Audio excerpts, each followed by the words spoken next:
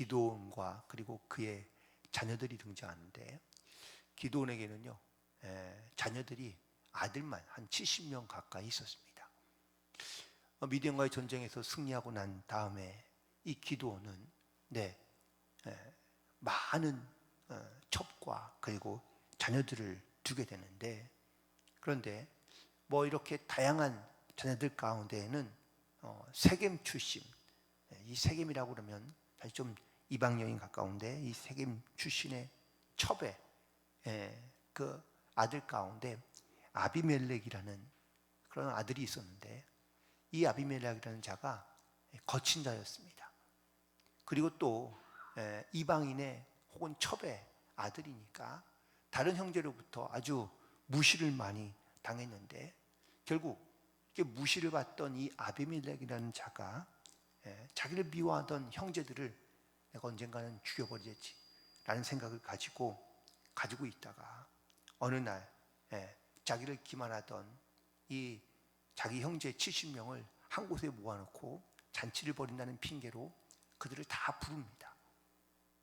결국 그 자리에서 이 아비멜렉이 자기의 형제였던 70명을 다 한 곳에서 죽이게 되죠. 이 일로 두려워하던 세겜 사람들이 그를 왕으로 세워줍니다.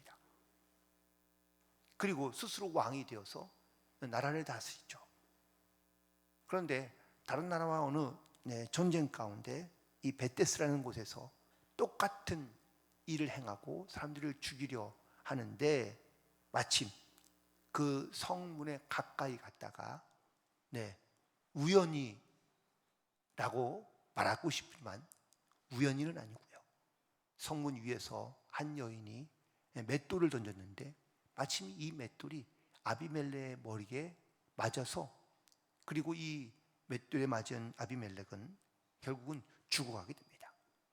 그런데 당시에는 이런 말이 있는 거죠.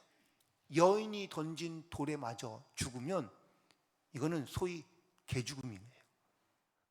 부끄러운 죽음이기 때문에 이렇게 죽느니 차라리 그냥 어떤 자기 부하의 칼에 맞아 죽는 게 훨씬 더 낫다라고 여겼던 거죠.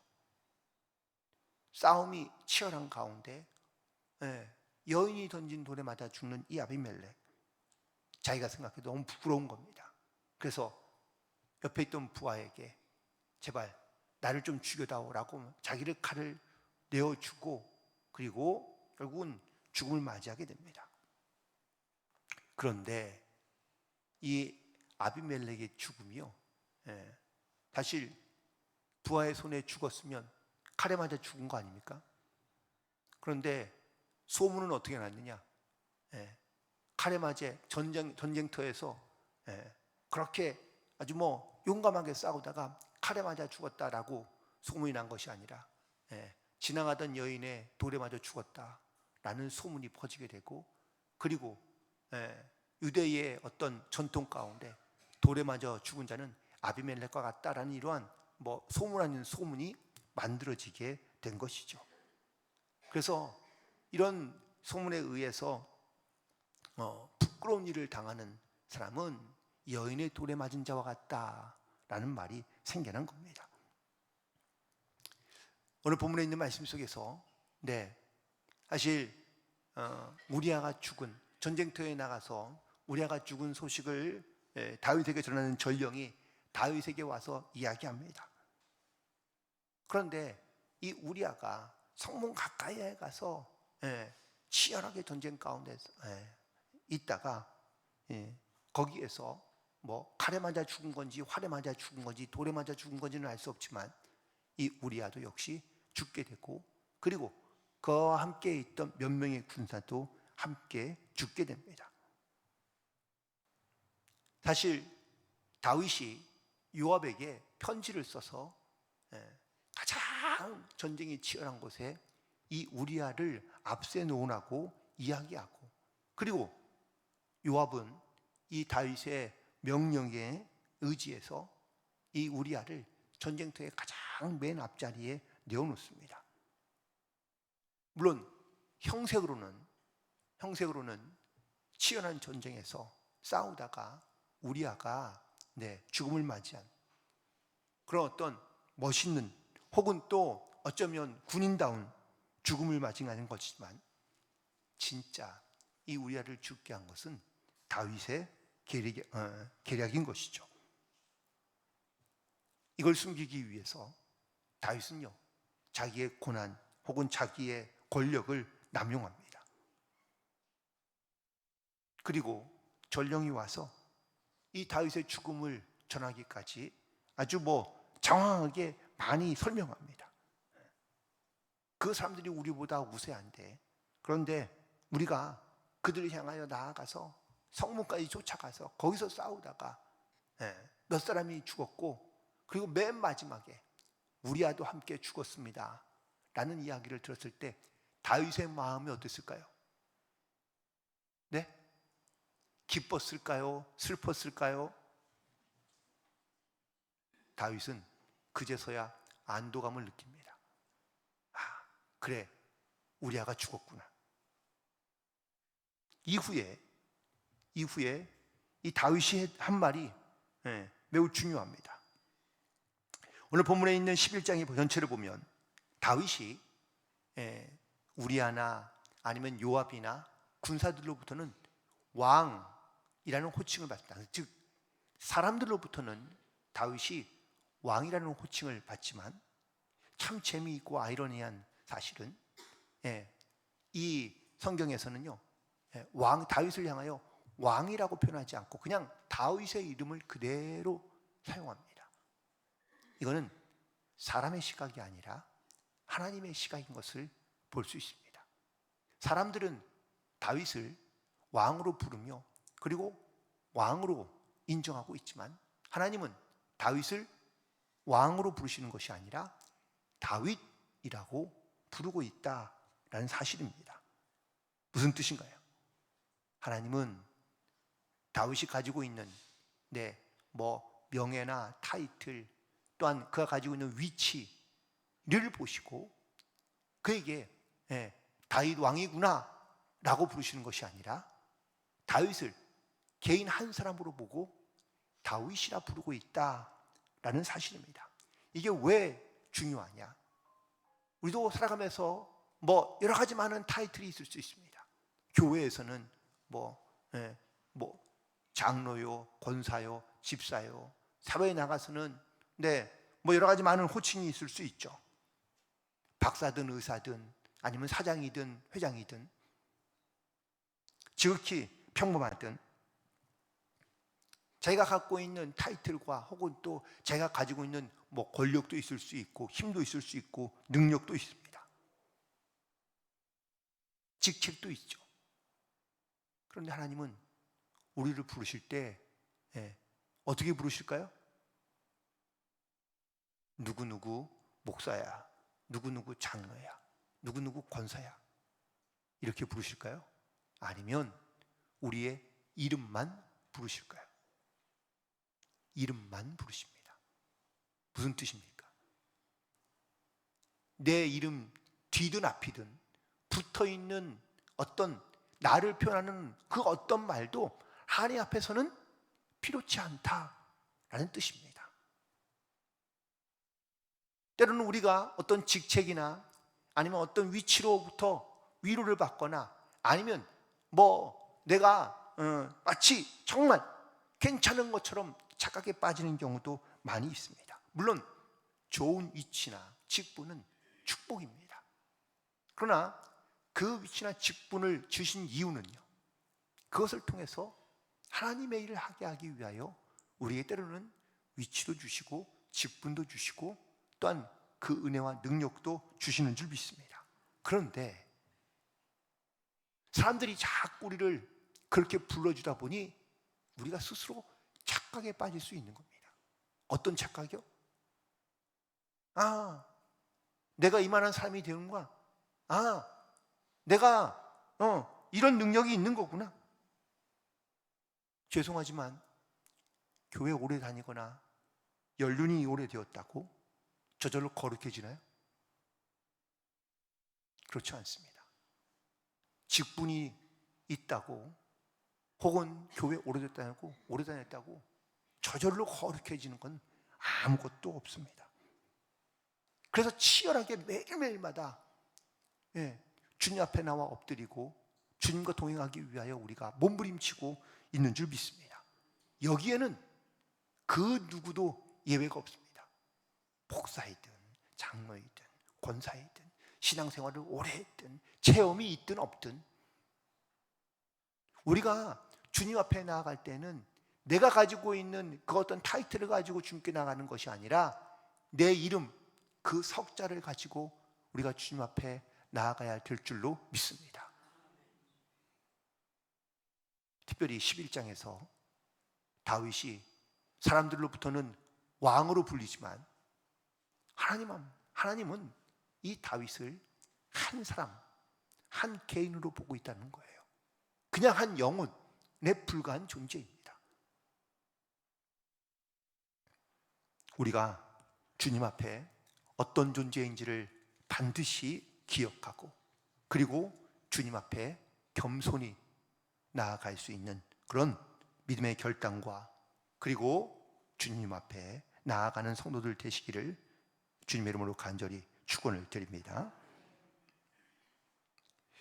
다윗이 이 우리아의 죽었다는 소식을 듣고 난 다음에 그 전령에게 이렇게 이야기합니다. 25절에 있는 말씀 다시 한번 보시기 바랍니다. 25절에 있는 말씀 다시 한번 읽겠습니다. 시작. 다윗이 전령에게 이르되 너는 요압에게 이같이 말하기를 이 일로 걱정하지 말라. 칼은 이 사람이나 저 사람이나 삼키느니라. 그 성을 향하여 더욱 힘써 싸워 함락시키라 하여 너는 그를 담대하게 하라 하니라. 아멘. 자, 여기 보시면은 중간에 중간부분에 이렇게 있죠. 이 일로 걱정하지 마라. 전쟁에서 여러분들 싸우다 보면 뭐 승리하기도 하고 또한 실패하기도 하지만 전쟁에서는요, 뭐 죽는 사람이 다반사입니다. 다윗도 전쟁에서 자기 아끼는 군사를 잃을 수도 있죠. 다윗이 그래서 이야기하는 겁니다. 야, 걱정하지 마라. 싸우다 보면 이 칼에 죽을 수도 있고 저 칼에 죽을 수도 있지 않느냐. 근데 보면 이 다윗이 뭐 마땅히 한 말을 하고 있고 혹은 뭐 이 말이 특별히 뭐 의미가 있는 말은 아닙니다.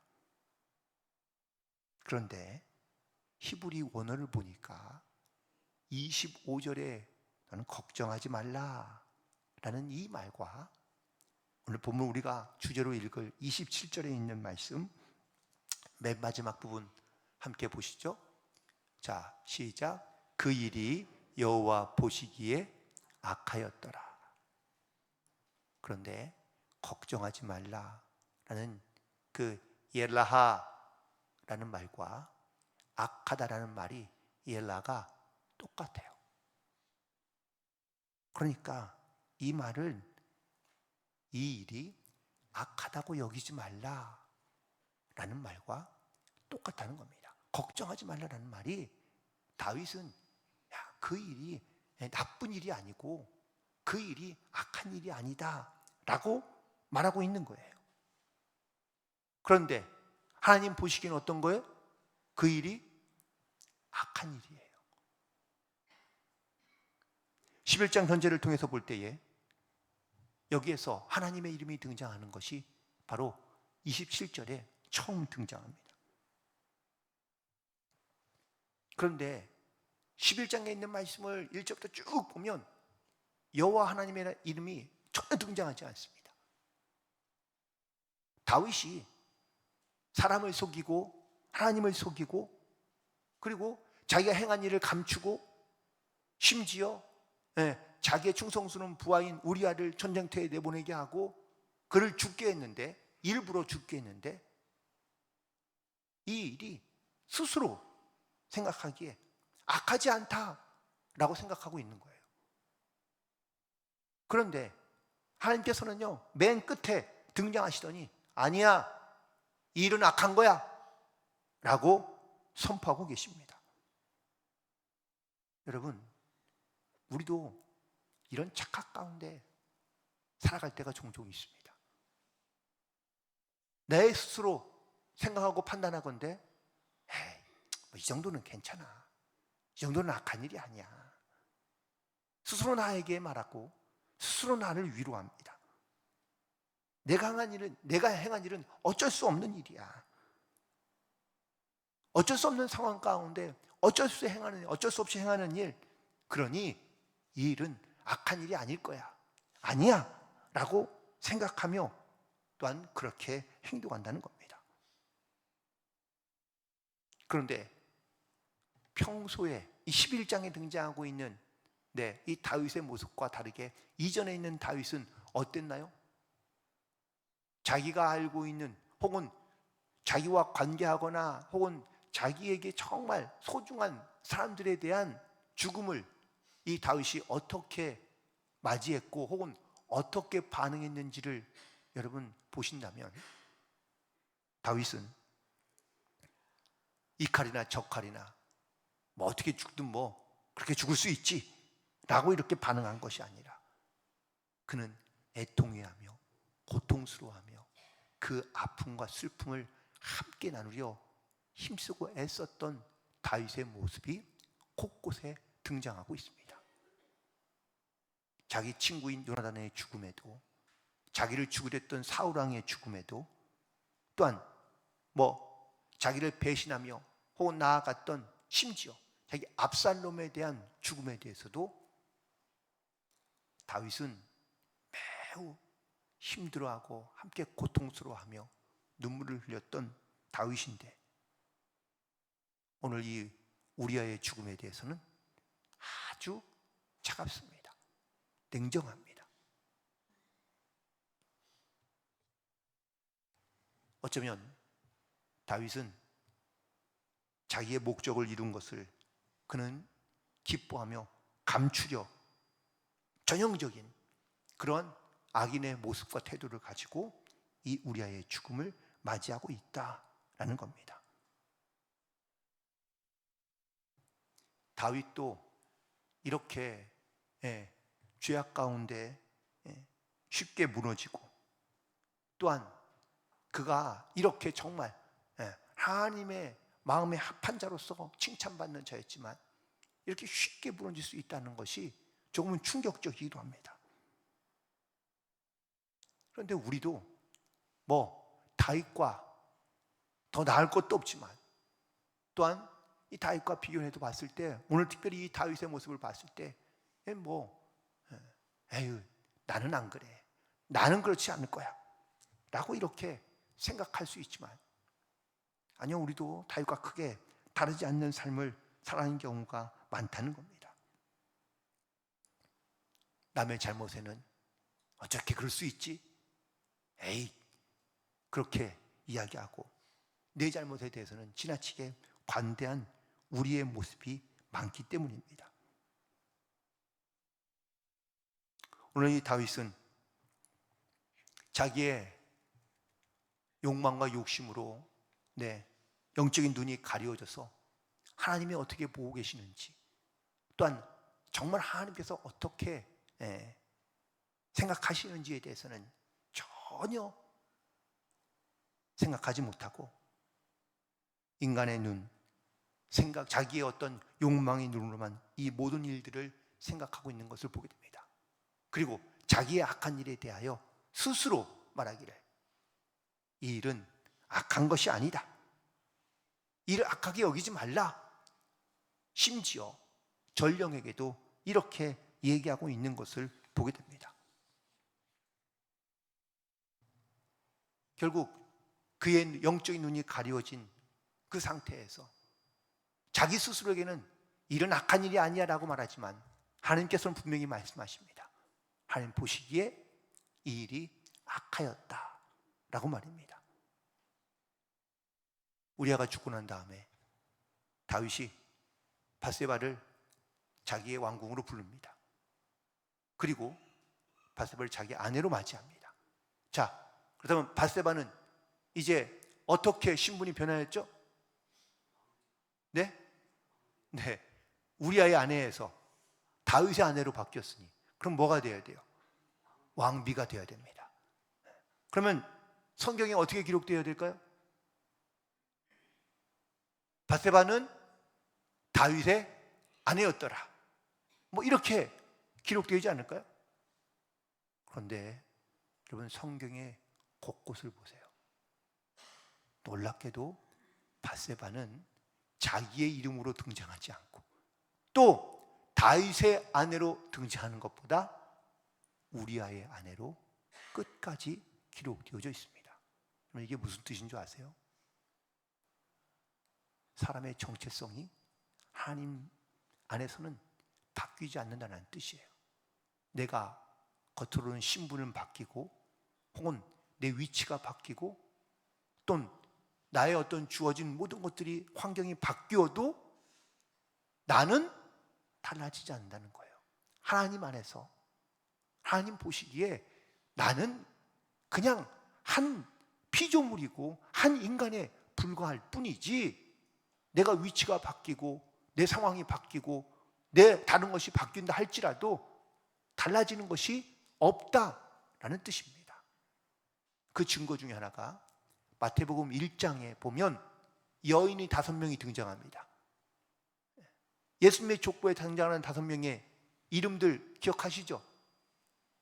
네, 다말 등장하고, 네, 라합이 등장하고, 루시 등장하고, 마리아가 등장하고, 그리고 밧세바가 등장하는데 재밌는 사실은 밧세바는요 이름이 없어요. 뭘로 나온 줄 아세요? 다윗의 아내가 아니라 우리아의 아내로 등장합니다. 하나님은 다윗을 선택하시면서 하신 말씀이 있습니다.